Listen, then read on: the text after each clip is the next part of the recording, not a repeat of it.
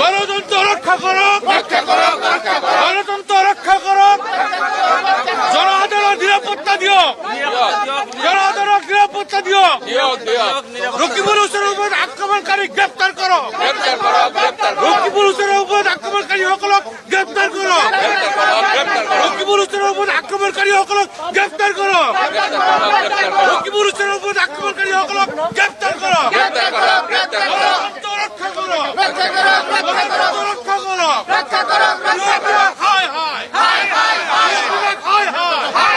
গৃহ বিভাগ হায় হায়, গৃহ বিভাগ হায় হায়, গৃহ বিভাগ হায় হায়, গৃহ বিভাগ হায় হায়।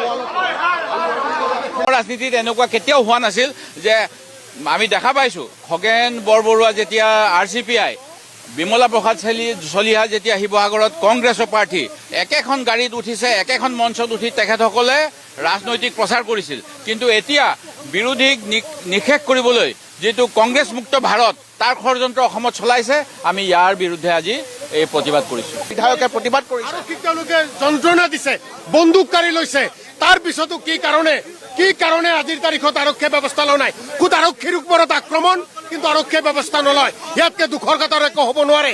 এনেকুৱা সময় নিবিচাৰো, আমি এখন শান্তিৰ অসম বিচাৰো। যোৱাকালি আৰক্ষী বিভাগৰ ব্যৰ্থতা আৰু গণতন্ত্ৰ ধ্বংস কৰাৰ বাবে বিজেপিৰ ষড়যন্ত্ৰ নগাঁও জিলাৰ ৰূপহী বজাৰত স্পষ্টভাৱে প্ৰতিফলিত হৈছে। আমাৰ সাংসদ ৰকিবুল হুছেইন ডাঙৰীয়াই আগতীয়াকৈ সভাৰ অনুমতি লোৱাৰ পিছতো সভালৈ গৈ থকা অৱস্থাত তেখেতক আক্ৰমণ কৰিছে আৰু আৰক্ষীয়ে কোনো ধৰণৰ বন্দোবস্ত কৰা নাছিল। তেওঁলোকৰ তথ্যও আছিল তাত কিবা অসুবিধা হ'ব পাৰে, কাৰণ আগতে সেই অঞ্চলত উত্তেজনা হৈছিল।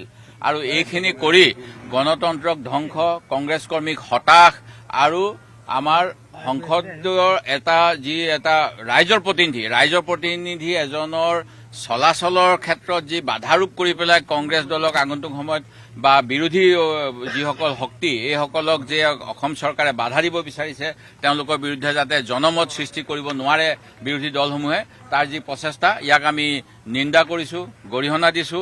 মুখ্যমন্ত্ৰী মহোদয়ৰ যি বিবৃতি অতি পুতৌজনক। তেখেতে কালি কৈছে যে ৰূপহীহাট আৰু কি অঞ্চলবিলাক চামগুৰি তেখেত অসম চৰকাৰৰ অসমৰ ভৌগোলিক সীমাৰ মুখ্যমন্ত্ৰী, ভৌগোলিক সীমাৰ গৃহ দপ্তৰৰ মন্ত্ৰী, তেখেতে এনেকুৱা দায়হৰা মন্তব্য দিব নালাগে।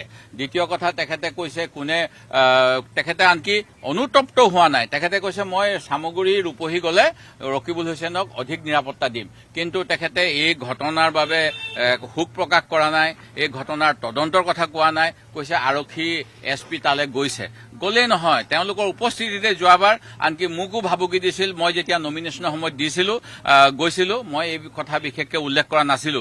কিন্তু এতিয়া দেখা পাইছো যে তেওঁলোকৰ আমাৰ আগন্তুক এবছৰত পৰিকল্পিত ষড়যন্ত্ৰ, আৰু ইয়াৰ বিৰুদ্ধে আজি আমি এনেধৰণেৰে প্ৰতিবাদ কৰিছো।